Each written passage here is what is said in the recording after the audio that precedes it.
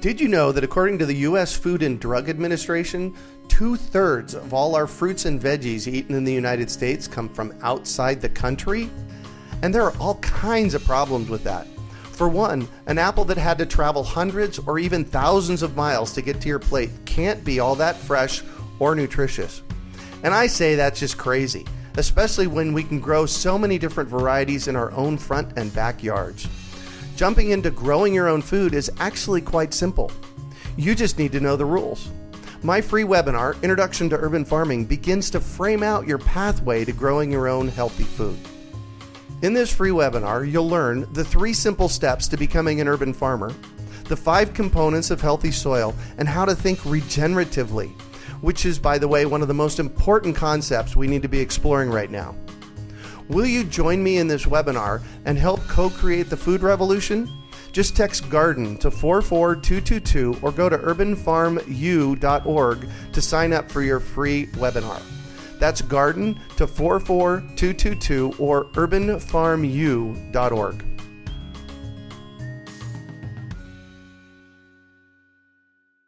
You're listening to the Urban Farm Podcast, your partner in the Grow Your Own Food revolution. Whether you've just been introduced to urban farming or you're a lifelong advocate, we're sure you'll leave feeling more informed, equipped, and empowered to dig deeper into the soil of your local food economy.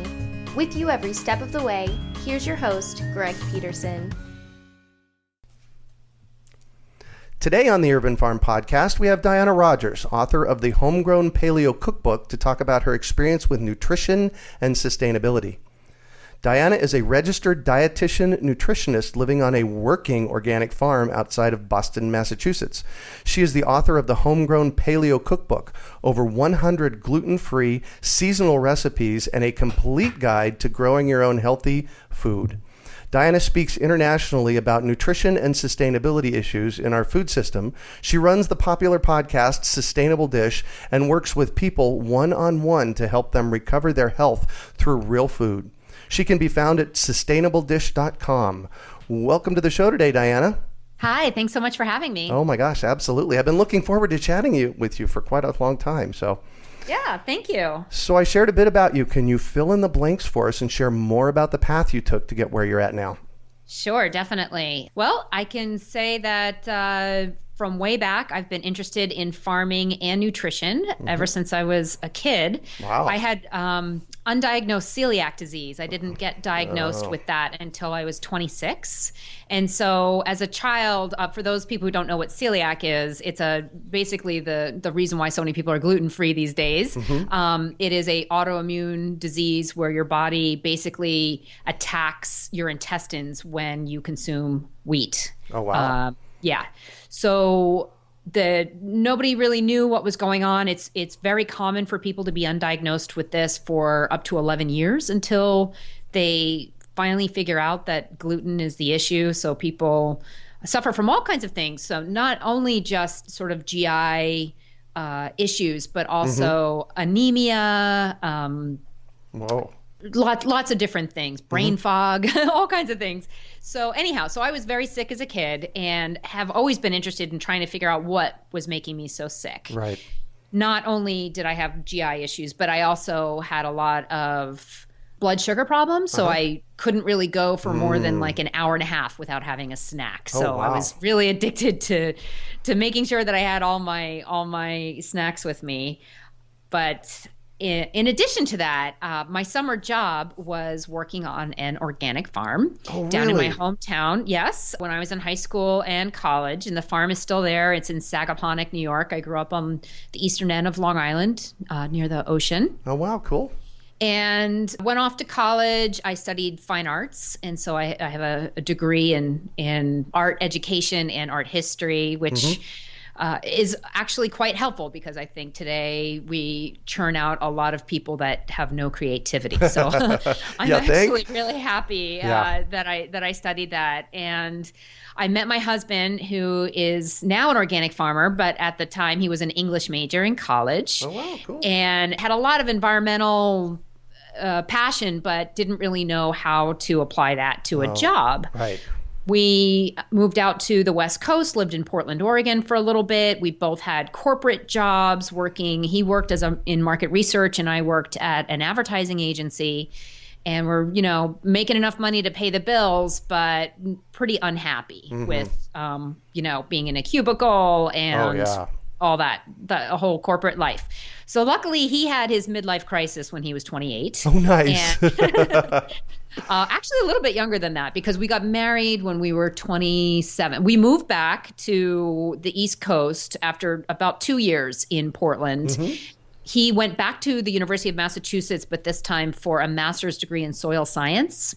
Really? Yes. And at the time, sustainability was not something, really on any college radar. So we are in our early 40s now. So this was, in the mid 90s when he went back for his master's. Oh, wow. And he didn't complete his master's only because he got in an argument with the thesis committee because they wanted him to do a broccoli trial for his thesis. And he wanted to write about the financial sustainability of CSAs. And they were like, that's too wacky. That's too crazy. And of course, now you hear all colleges are offering sustainability majors and talking about their sustainability, focus and everything. Yeah.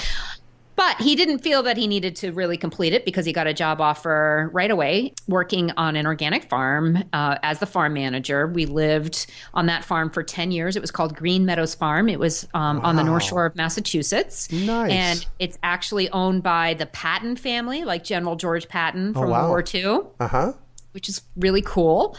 And then about 4 years ago, we moved to Clark Organic Farm, which is also in Massachusetts. It's in a town called Carlisle, it's right next to Concord. It's about 45 minutes outside of Boston. But it feels like you're in the middle of Vermont here. It's very, very rural and beautiful.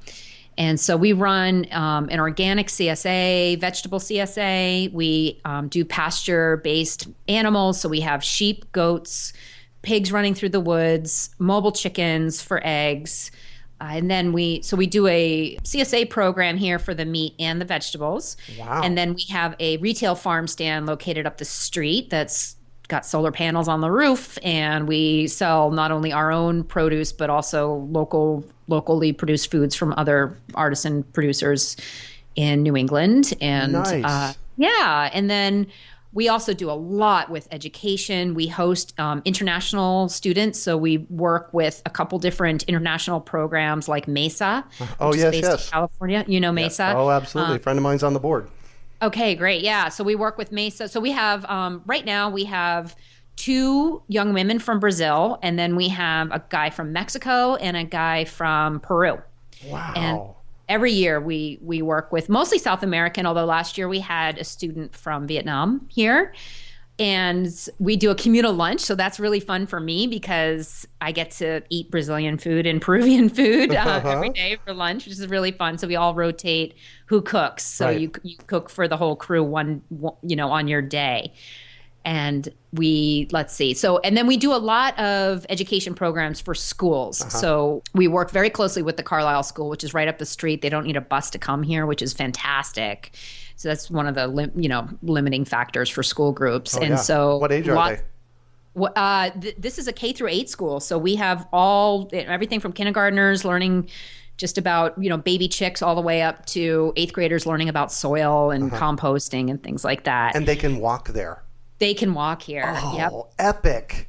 Yeah. That is cool. So, and then we have kids that, legitimately work, including my son. So we have a 10-year-old daughter and a 12-year-old son. And my son is the number 1 tractor driver here on the farm and, can really legitimately be very productive and contributes a lot and is really proud about it. So that's really fun for us that our kids get to grow up here and, not only work on the farm, but have unstructured time in nature, which is so important and so lacking in today's world. So that's my farming side. But then I also recently went back to school to become a registered dietitian. Oh, wow. Because of my interest in nutrition. And so just completed that degree. So that's a medical degree so that I can practice nutrition. Right. So although I live on the farm, my husband really is the one who manages it. I speak about sustainability, just got back from New Zealand last fall, just got back from Austin, Texas last week. So I fly all over the place talking about sort of the intersection between nutrition and sustainability. So like the benefits of eating grass-fed herbivores, which is, I think I'm the only registered dietitian who endorses grass-fed meat and can really speak to not only the health benefits of it, but also the environmental benefits of it. So I spoke at the Savory Institute conference, just basically, talking about how, they build carbon, their poop can, improve the biome of the soil. Oh, yeah. Their grazing, stimulates growth, all that kind of stuff. So not only can I speak about that, but I can also tear apart scientific papers and really go after these claims that red meat causes cancer, because it's just crazy. So these studies are based on not very good science. Yeah. And so these are not randomized control trials. These are just correlations, and correlation does not cause it's not causation. Yeah. Yes. And so I have a question for you about that, since you seem to have a lot of data in your head about it. I would think that the kind of red meat that one was eating would maybe contribute to illness.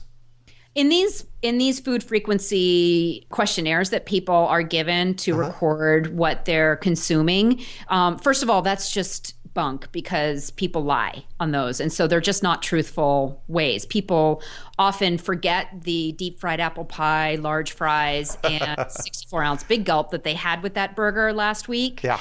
And they'll also forget that they're smokers and drinkers. Oh, yes. And then they'll remember how much they worked out last week, right? Yeah. And they'll lie. Basically, it's white coat syndrome, where they're just trying to impress. When you look at studies, there was one study where they actually looked at people who shop in health food stores.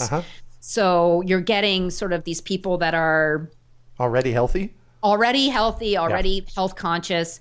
And when you compare vegetarians to those people who are also shopping at health food stores who eat meat, there's no difference in mortality at all. So really what these studies, when they're looking at vegetarians versus meat eaters, it tends to be vegetarians who are also, working out, doing yoga, shopping at health food stores, taking lots of supplements, getting good sleep, versus standard American diet. Oh, yes. Okay. So there's just too many variables in there to really make any sort of conclusions about that. So that's usually my biggest argument. But, fresh red meat versus a diet eating, vegan and vegetarian proteins is, the meat is more bioavailable. It's actually better for the planet to be eating one herbivore versus, a monocrop soy product that's been highly manufactured and, shipped many miles to get to you, kind of thing. Yeah, exactly. Yeah. So I want to travel back a little bit in our conversation. And I thought that your education it's far-ranging. You're touching a lot of people, a lot of young people. How have you seen a difference with that? What difference has it made? You mean from the farm-based education that we do here on the farm? Exactly.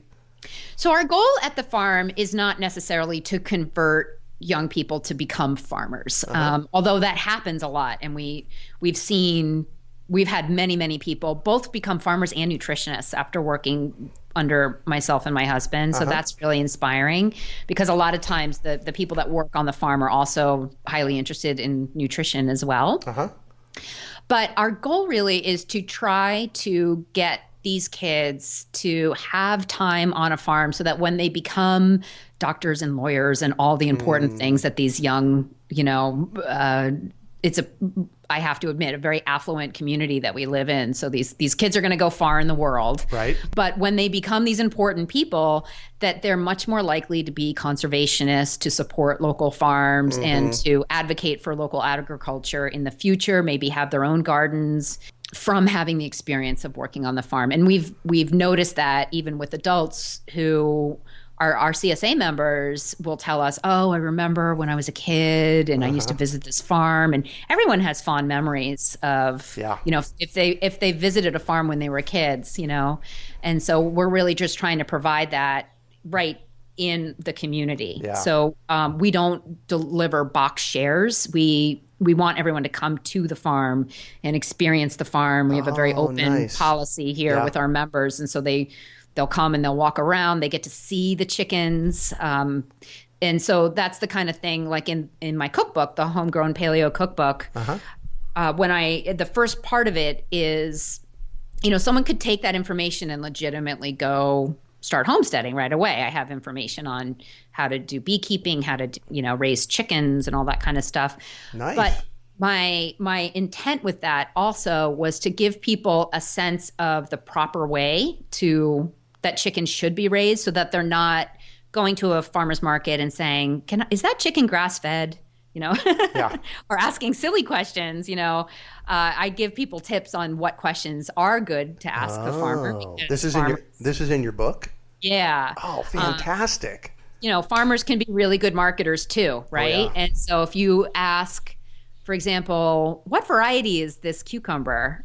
That's a good indication. If they can answer that question, then it's a good indication that they actually grew it themselves. Because I've spent many years at farmers markets as the vendor myself, watching other farmers sort of, unwrap something in plastic and then put it out as if they grew it. So, I know. Isn't that amazing? Yeah. It's like not. But right. that's a really good point. Ask the farmer what variety it is. And if they grew it, they'll know. Right. Exactly. Yeah. Exactly. I also want to kind of dig a little bit into your working with Mesa. And the way I want to do that is I just want to ask you to tell me a story from one of the people that you interacted with that came to visit with you. Geez, we've been doing it for so long. I think that, one of the most interesting things is that for a lot of especially Peruvians and Ecuadorians that we've had on the farm, they come from non-mechanized farms. So there's no tractors. They don't even have grocery stores.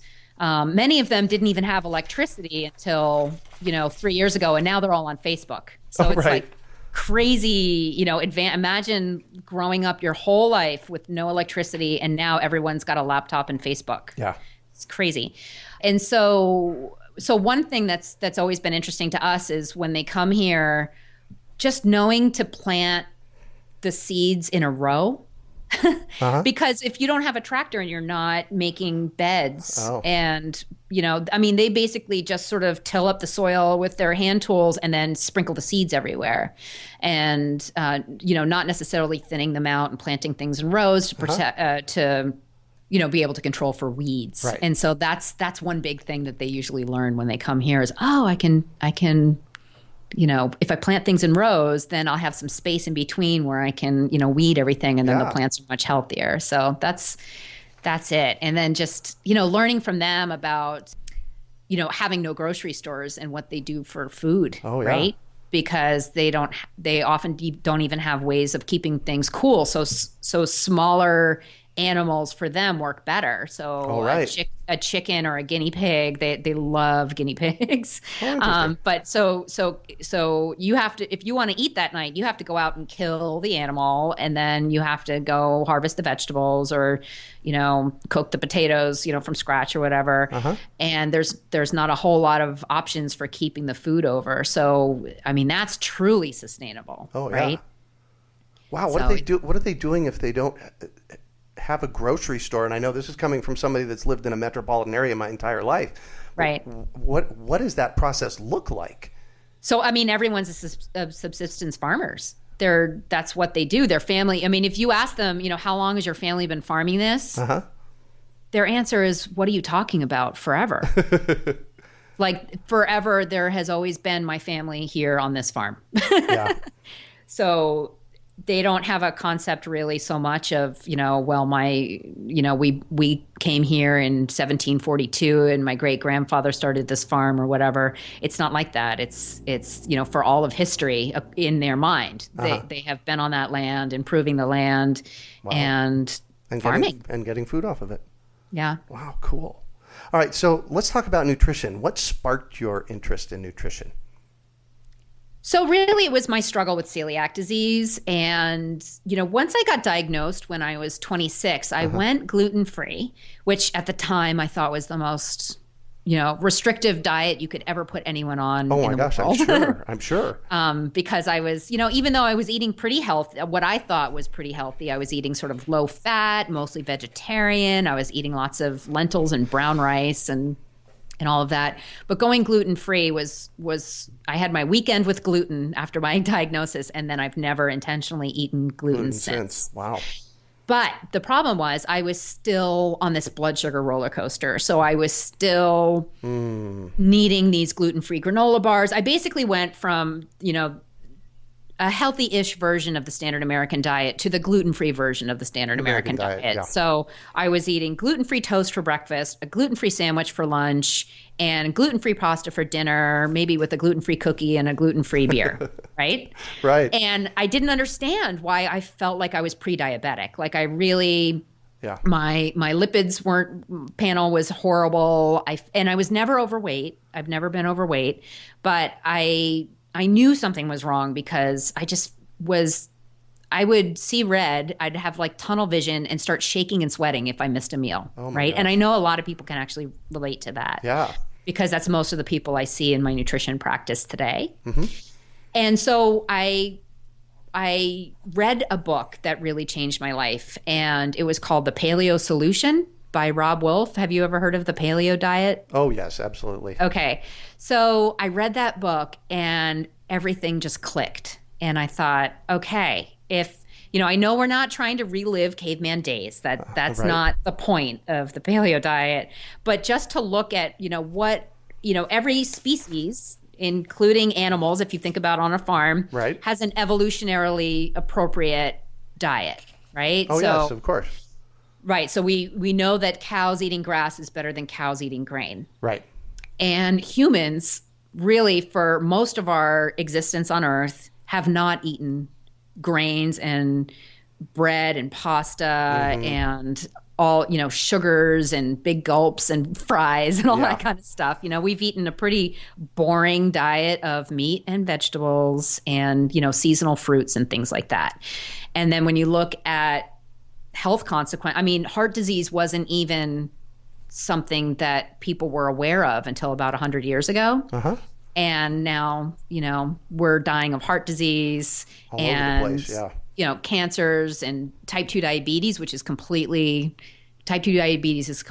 avoidable through diet. Right. So I did the prescription in the Paleo Solution was a 30-day strict paleo. So where I ate, only I cut out all grains and I cut out dairy as well. And I just ate meat and vegetables, and it wasn't no carbs. So I still got some carbs from sweet potatoes and carrots and things like that. But it was definitely a lot lower carb than I had been eating before. And the first couple weeks I was really tired. My body was shifting from being a sugar burner to basically being a fat burner, which is, it's a big shift for some people. Yeah. And by 2.5 weeks or so, I just woke up and I could go from breakfast to lunch without a snack. Wow. I could skip lunch and be okay. I like I mentioned, I didn't really have a problem with my weight, but I did have a little bit of extra sort of baby weight from having my 2 kids, completely gone. So I lost that extra 10 pounds, just fell right off. And I never felt better in my life. It really blew me away and completely saved my life. And the author, Rob Wolf, is now probably one of my top 5 best friends. Wow. I work with him a lot. I write for his blog. I'm his consulting dietitian. And we co-speak a lot at different conferences. And we're actually just about to start a book together. So nice. Yes, it's great. And we're going to sort of be talking a little bit about everything I've been talking about on this podcast so far. So that's a little bit of a hint about what the book's going to be about. Cool. Congratulations on that. Yeah. Getting books written it's an epic process. It takes so much energy and so congratulations. That's awesome. Thank you. Yeah. Absolutely. So anyhow, I opened up my nutrition practice and found that paleo works for most everybody. And I don't think that you need to be paleo for your whole entire life. And I don't think that everyone has to go paleo. But I do think that a 30-day trial of like the paleo diet or something like the Whole30, which is very similar to paleo. And I also work closely with the folks at Whole30. I do think it's really beneficial to people, especially if they've got any kind of digestive issue going on or any kind of blood sugar regulation going on, or even weird skin stuff, clears up, sleep seems to clear up, headaches, all that kind of stuff. So I usually do either, some type of modified version of that with my nutrition patients. I work a little bit more with supplements and other things, so they get a little bit more than just, reading the book and following when I work with people one-on-one. But I've seen people, with crazy heartburn that had to sleep in recliner chairs because they couldn't lay flat down, be able to sleep again, after just changing what they eat. And so it's just been really powerful. Yeah. And I think that there's such a tie-in between looking at natural ways of raising food and looking at how we're eating that food. And there's not really anyone that's connecting those dots together. So isn't that just amazing to you? It just blows me away that we're missing that. Yes. And in my training as a registered dietitian, so I went through the classic program. So learning about, like my plate and how, we need to drink low fat milk and all these crazy things that they teach in the standard RD program. Right. Nothing was ever brought up about buying local, about maybe we shouldn't be eating so many grains, about, their whole thing is, well, soda's not so bad. It's just everything in moderation. And the problem is, moderation fails for most people. Yeah, right. Exactly. Yeah, I don't know if you've ever read Gretchen Rubin's book, Better Than Before. No. But it's really fantastic. And she just talks about how, really abstinence is much healthier for most people. Mm-hmm. So especially when you're talking about nutrition. So as a nutritionist, if I told you, Greg, that, a little pie is no big deal, it's very likely that you're going to just go eat the entire pie. Yeah. Because I said so, because I said it's no big deal, right? Exactly. And so it's just much easier to go 30 days with, just resetting yourself. No pie, no soda, and just eat real whole food for 30 whole days. And then you can slowly bring it back. So I don't eat that way all the time. I incorporate lots of regular, we'll go out for dinner and I'll have regular food and I'll drink a glass of wine or something. But in general, I do stick to this template and I keep it with my kids as well. Wow. Sounds like it healed you from celiac. Yeah. So right. I mean, I went regular gluten-free and it mostly cured my intestinal issues with celiac, but it didn't fix me all the way. And there's a lot of people walking around who aren't diagnosed celiac, but still have gluten sensitivity. It's a legitimate thing that doctors are now finally admitting that non-celiac gluten sensitivity is an actual condition, and that, so RDs really aren't going there yet, but some medical doctors are. Yeah. And they're admitting that, okay, we don't have to have, there's no RDA for grains. We don't have to be eating grains. And you know what? Grains aren't that great for the environment anyway. Right. Oh, you don't need to be growing monocrop, GMO, wheat, corn, and soy. We just don't need it. Right. We don't need it for animal feed and we don't need it for human feed. Yeah. Yeah. So you've given us an amazing amount of information over the past 10 minutes, and I really have to ask you to tell us about your nutrition coaching business. How does that work? If I'm in Phoenix and you're in Massachusetts, can you work with me, and how do people find out about it? And yeah. So I have my website is sustainabledishcom, and people can learn about, everything I've talked about here, find recipes, but then I also have my Work With Me section. And I work with people all over the world. In fact, I had a Skype meeting with a U.S. foreign aid diplomat in Bogota, Colombia. Oh, wow. Yeah. And I've had patients in New Zealand, Australia. So I do, video conferencing or phone conferencing as well as in person. So I have a few offices. I work out of an office in downtown Boston, and then I have an office here in Concord, Massachusetts, right up the street from me. Nice. And so I have people commit to 1, 3, or 6 month commitments. So they can just schedule a call and ask me anything. So I've got that option as well, where they can just, have a one-off call and just sort of talk to me, ask me questions, or ask me questions about how to become a nutritionist, because I get that as well. Oh, yeah. Good for you. I find that if people are committed mentally to, okay, I'm going to do something for a month, or I'm going to do something for 3 months, or, people that need a lot of accountability sometimes need the 6 month just to know that, okay, for the next 6 months, I'm going to be accountable to somebody. I'm going to follow a program. And it's really the best way to ensure success on my end and their end. Wow. Fantastic. Thank you for sharing that. Yeah. So, can you talk about a time you failed, how you overcame that failure, and what you might have learned from it? Yeah, well, I can talk about a time.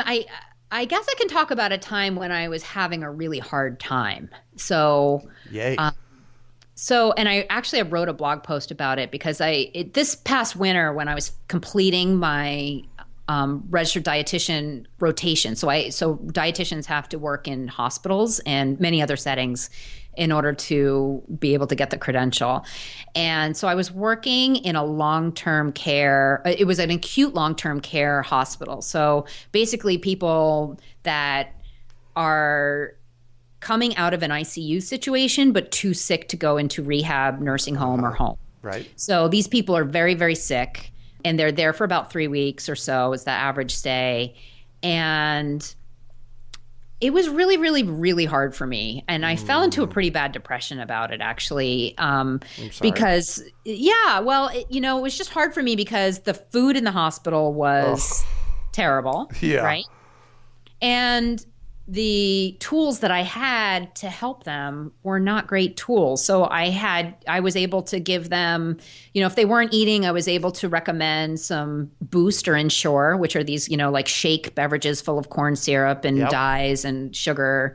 And then, if they weren't eating at all and couldn't eat, we could do enteral nutrition, which is basically a feeding tube, which again is corn syrup and, just horrible.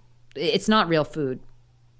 And, or there's IV nutrition, which is even more dangerous because if you're not using the gut, all the bacteria in the gut basically translocate and you go septic. That's what happens. So if anyone's out there and thinking that maybe an IV feeding solution is better than a feeding tube, please go for the feeding tube, because at least that's using your guts, and that's better than the IV's situation.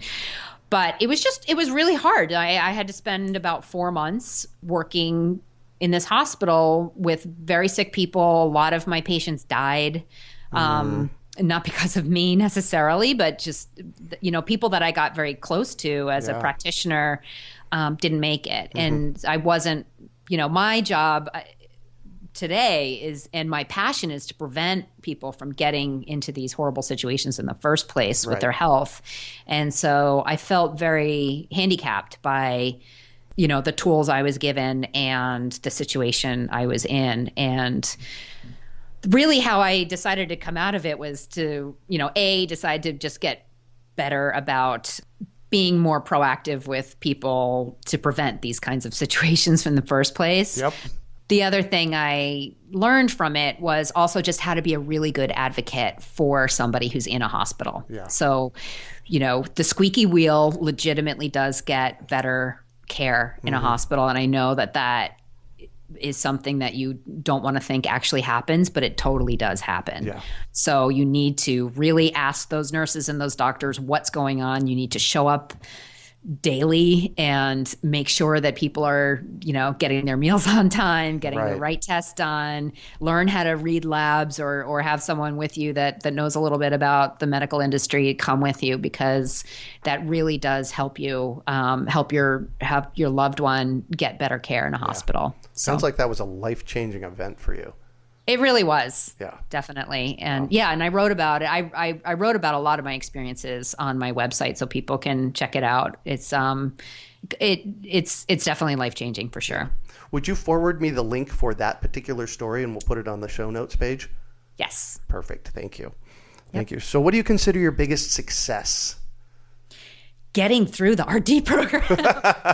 For sure, because I'm now 42. I have 2 children, so I had to. And the RD program, it's not just a master's degree; it's basically another bachelor's degree. So it was significant coursework. I had to start from. They didn't count any of my undergrad. Oh man! Which, well, even though I was an art major, I actually, looking back at my transcripts, I took a ton of science classes. Not that I remember taking any of these science classes because undergrad was pretty much just a social scene for me. But I actually did take a ton. I've always been interested in science.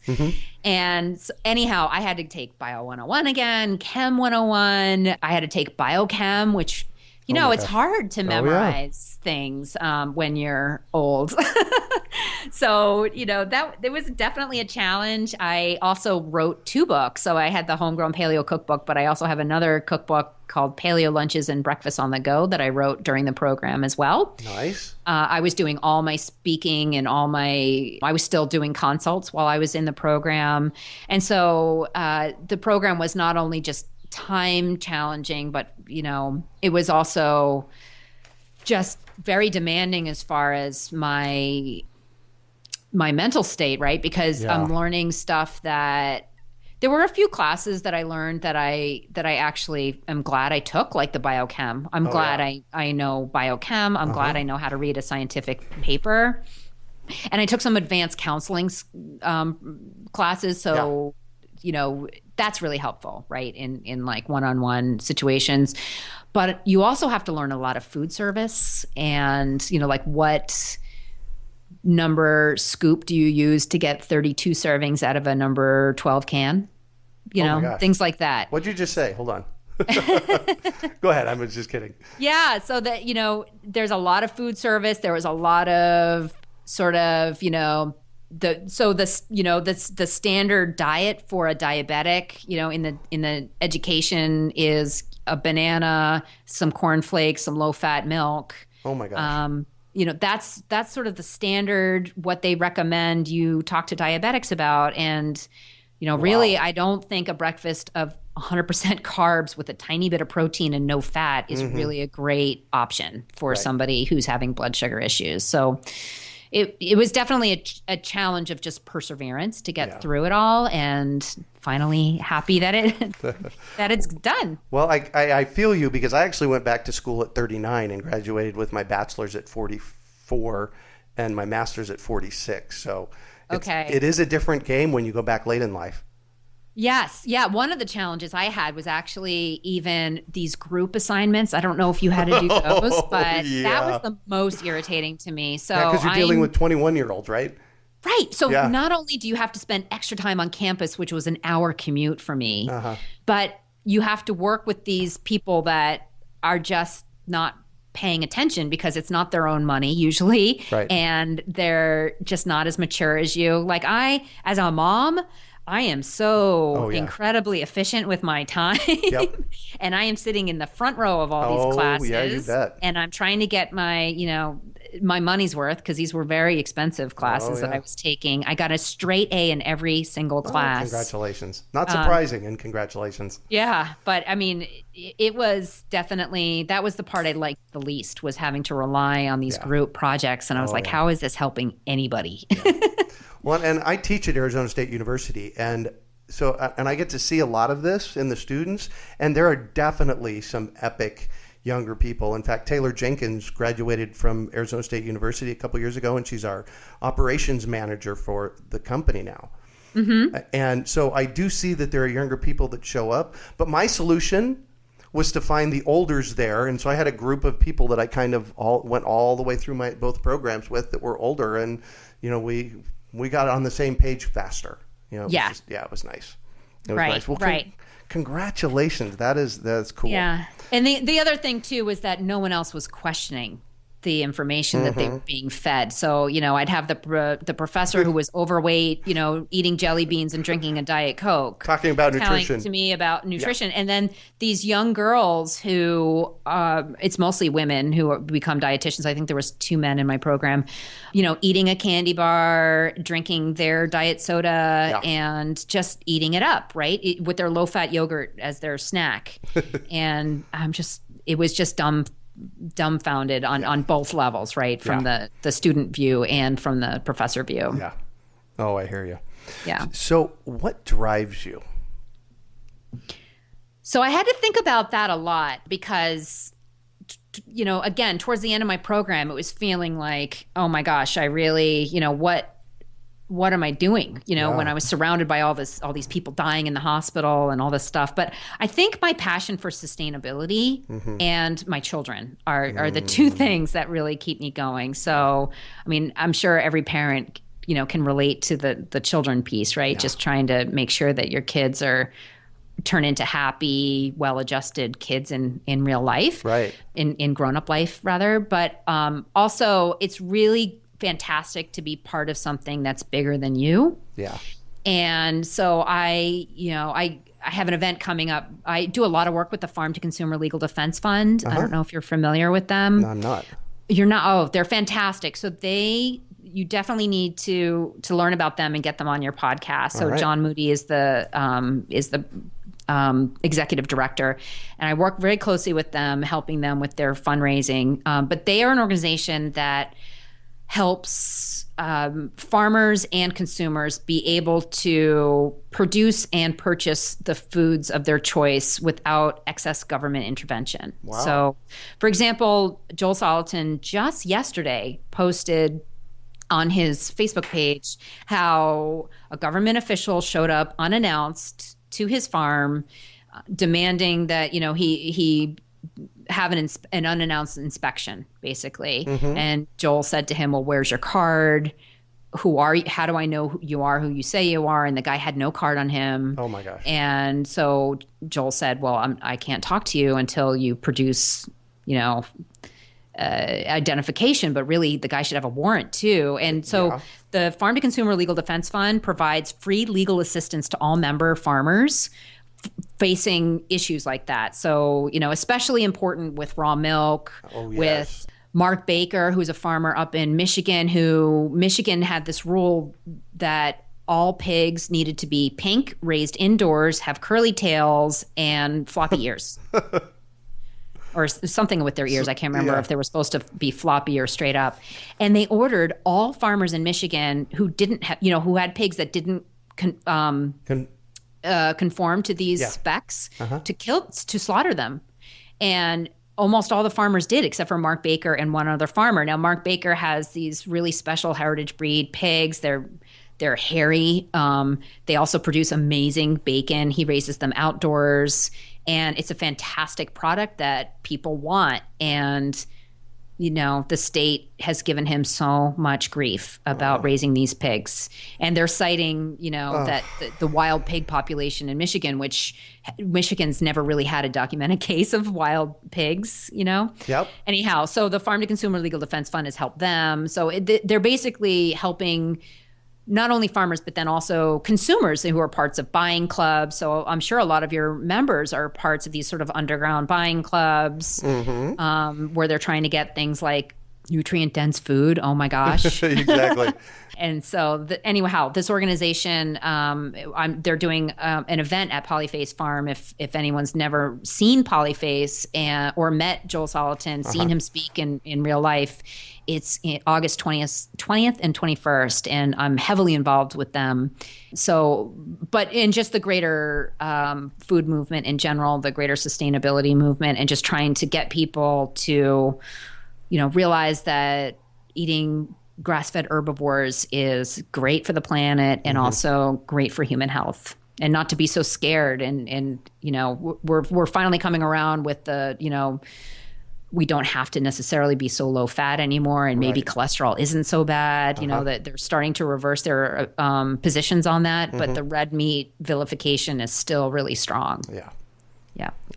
So I'm all about education, and I have to know, And you already mentioned several books, but I have to know, is there one book that has been, that significant book for you in this process? Well, other than writing my own book, I'd say The Paleo Solution, definitely by Rob Wolf, was the sort of the keystone for me for really transforming my life.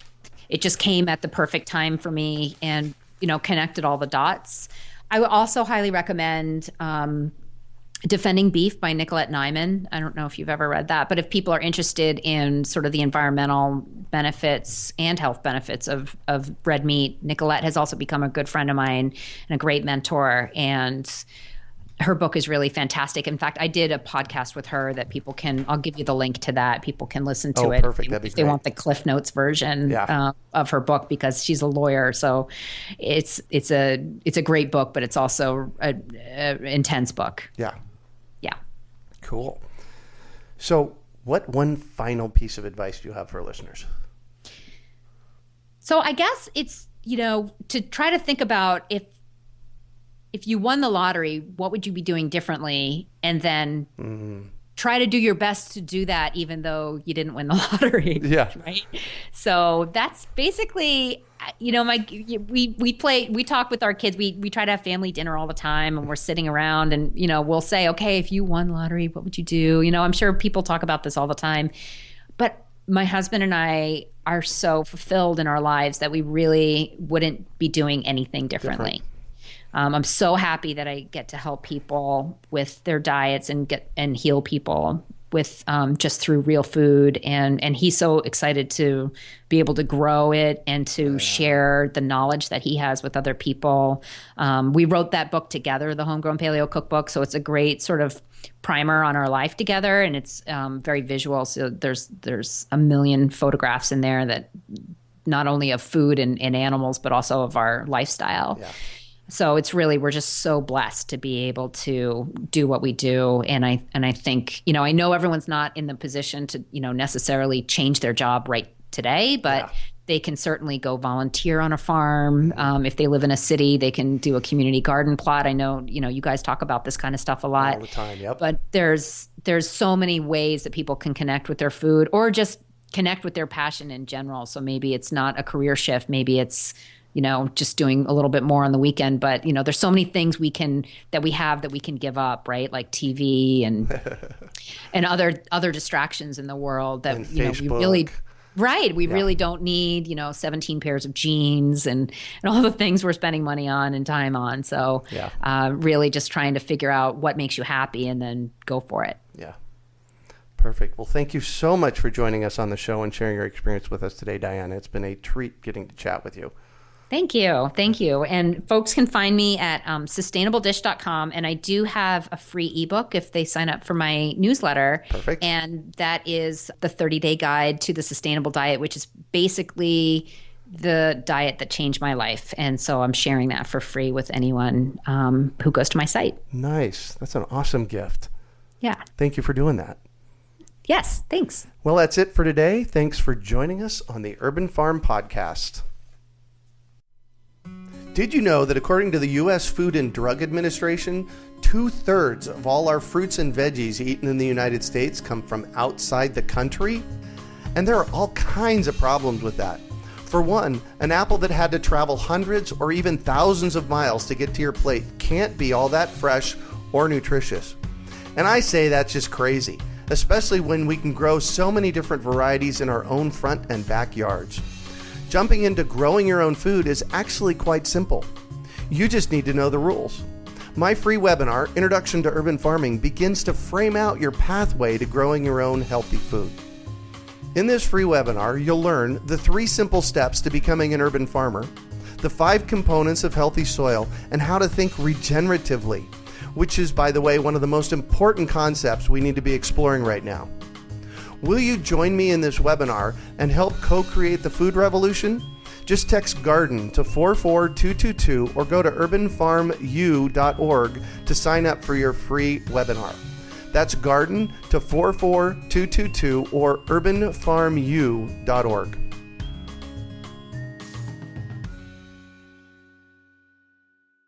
We hope you enjoyed today's episode of the Urban Farm Podcast. Remember to listen 3 days a week for tips, advice, and resources to help you on your journey with urban farming.